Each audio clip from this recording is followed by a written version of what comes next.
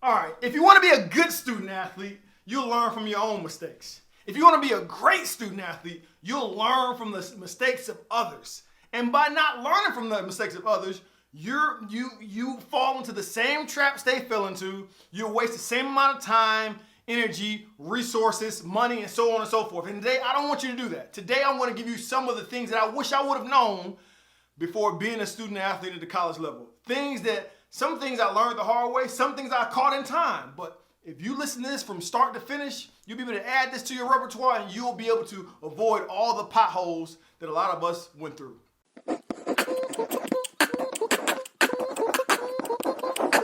Hoop loud. So if you don't know, I'm Big Brother Bill. I put out information every week. I'm uploading a lot more these days. So make sure you tune in to get all the information you need to be the best student athlete, both in your sport and out. And the first thing I would say, the first tip that I would say is kind of controversial, but I believe it to be true, and that is understand that the most leverage you're going to have on a college university is right now as a student athlete, especially if you're from a minority group. I'm going to say that again. Most leverage you're going to have as a student athlete is right now at this very moment, at this very time. Especially if you're from a minority group, okay? I've never seen so many people jump through their behind to help someone that messed up, that didn't reach the deadline, that got in trouble. I've never seen a department I've never seen it happen until I've seen it happen for a student athlete. Now, some of you may say, that's preferential treatment, Bill. That's not cool. You can call it what you want to call it, but I'm going to tell you this. You being in this point right now, doors open for some kind of reason. I'm not trying to say that's the reason why you can cut up and act a fool and like do things you're not supposed to be doing, because it's not a get out of jail free card. But what I'm saying is there are more people, by my experiences, I've seen more people willing to help those individuals that are student athletes, the ones that, especially if you're a student athlete that is a star player. Oh my goodness. So, and this is not me to talk bad about anybody. This is me saying, listen, understand the situation for what it is and be able to benefit from it from right now, okay? So that means any resources that you have available to you right now, you want to make sure that you capitalize on those resources. Anything that you have afforded to you right now, you need to be able to capitalize on these things. I'm talking about all positive things. If you know you have a little bit more leverage because you're a student athlete and there are more people that's willing to help you, there's coaches, there's athletic directors, there's assistant coaches, there's professors, there's deans of students that are willing to help you because you're one of the faces of the university. If you know that, then you need to use that to your advantage as far as it relates to understanding the numbers of it all. Don't walk out of an office saying you don't understand how financial aid works and you don't understand where the scholarship money goes or you don't understand how your meal plan is allocated. Like, no. You have literally too many people on that campus that's going to help you. Now, I know in a perfect place, every student should have that. Every student should have that.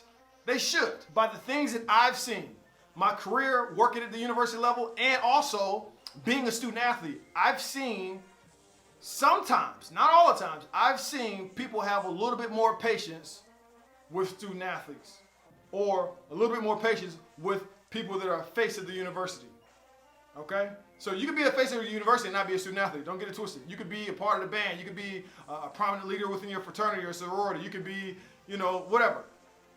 But those individuals, it seems like they have more people that's advocating for them. They have more people that are trying to help them out. So use that time. Use that time because that time is fleeting.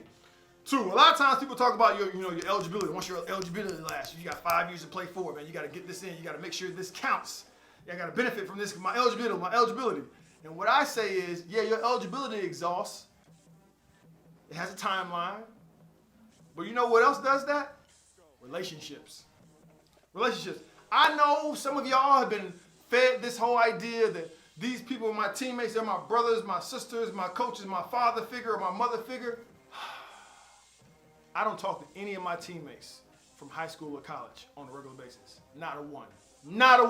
When those caskets dropped, when I told you about my mom and dad passing away of cancer when I was in high school, when I was in college, I didn't get a lot of phone calls from coaches and players checking on me. Those 2 years that I dropped out of college, wasn't nobody checking for me.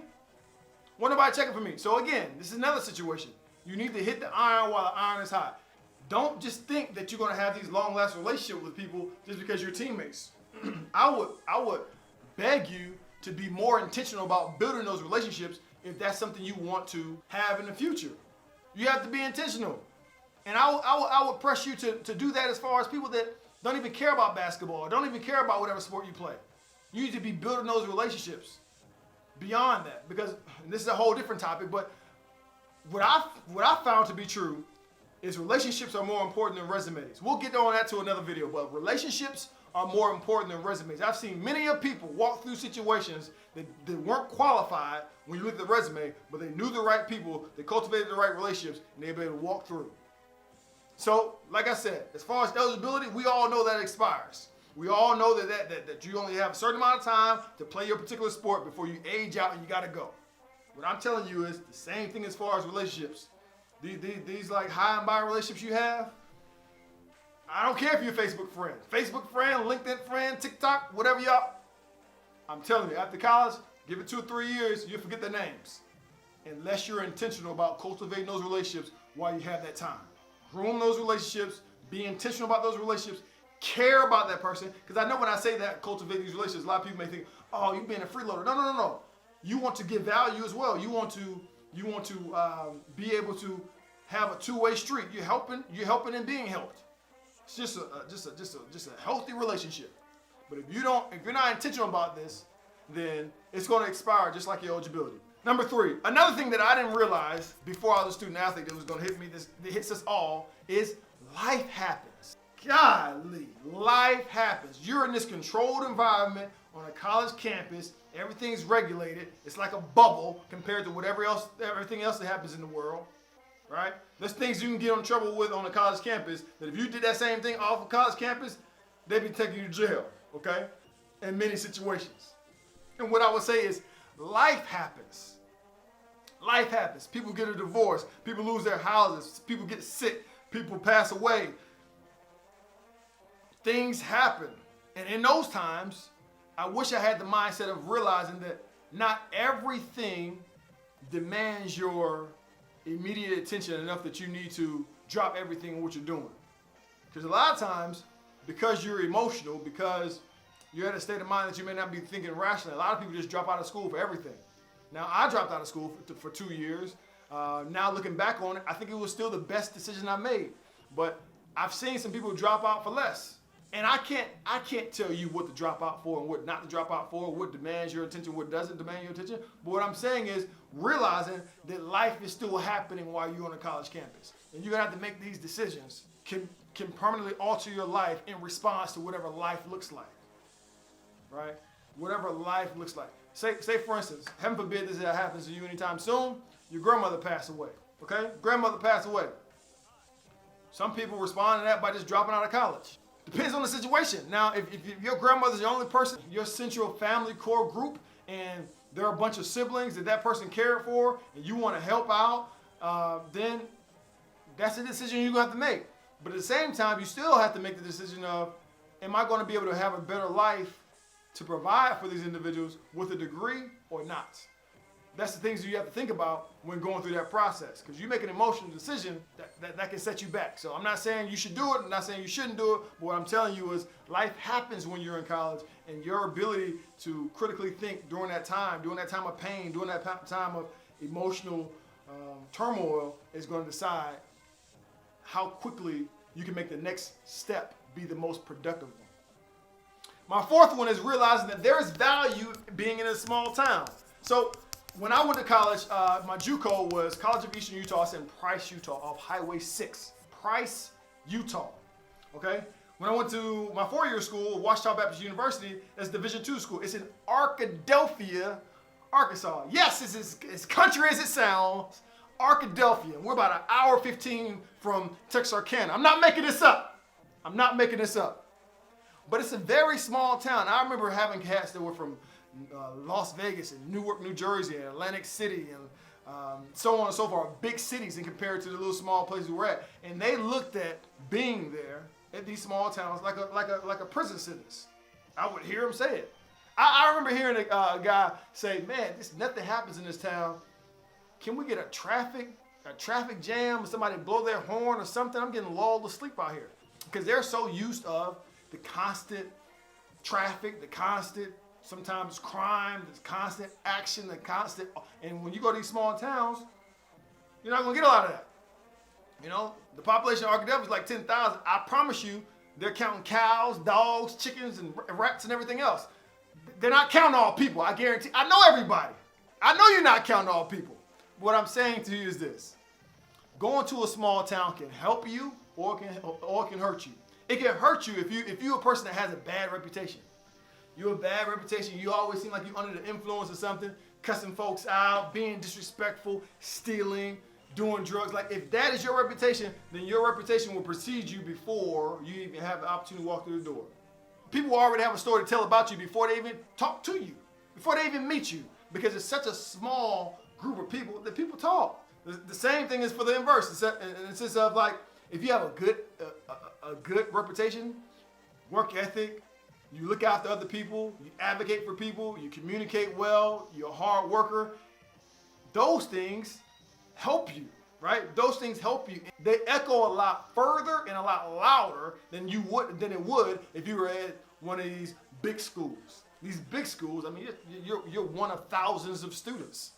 So it's gonna take a little more work for your actions on those big campuses to echo like it would at a small campus. So I'm saying this, it's not a prison sentence. It's not something that is like, oh my goodness, I'm in a small town. You can actually make this thing work for you and actually make it be something positive that's gonna help you propel to this next chapter in your life. And 5, my last one, and y'all already know what I'm gonna say. I saved it for last just so y'all can listen to it again and again and again and again and again, because there's not people that say this as often as I say this.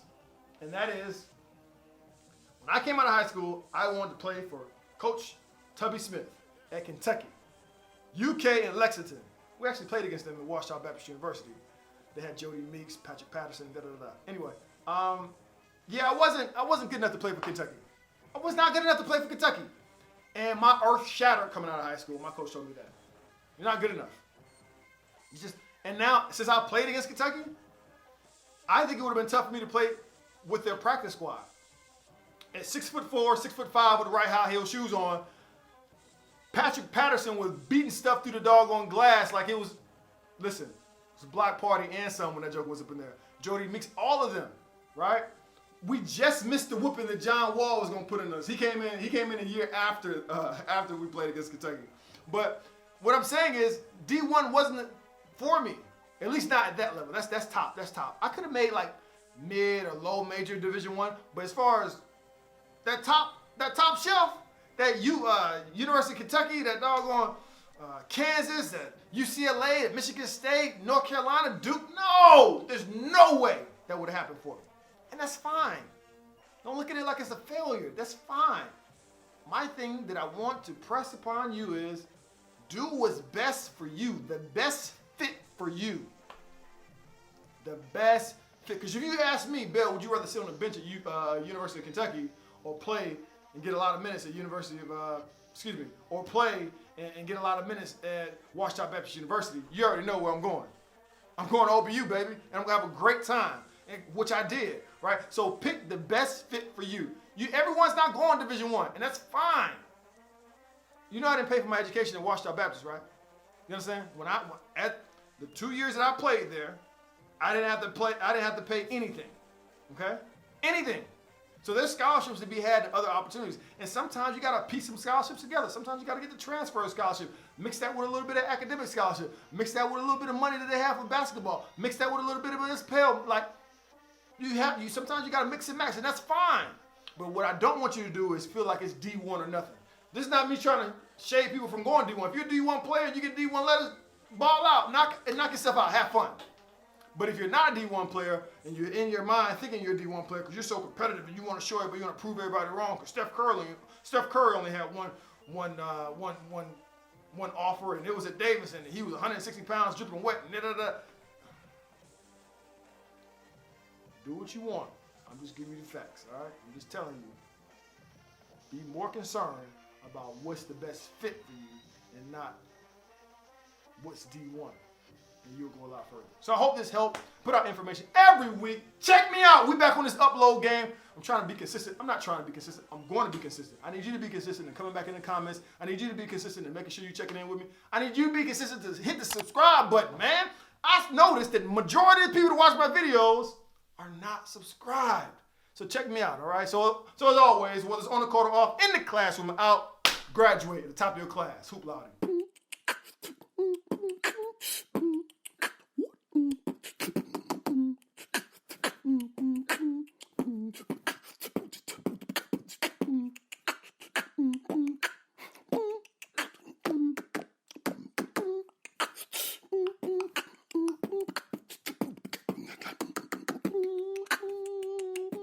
Hoop loud.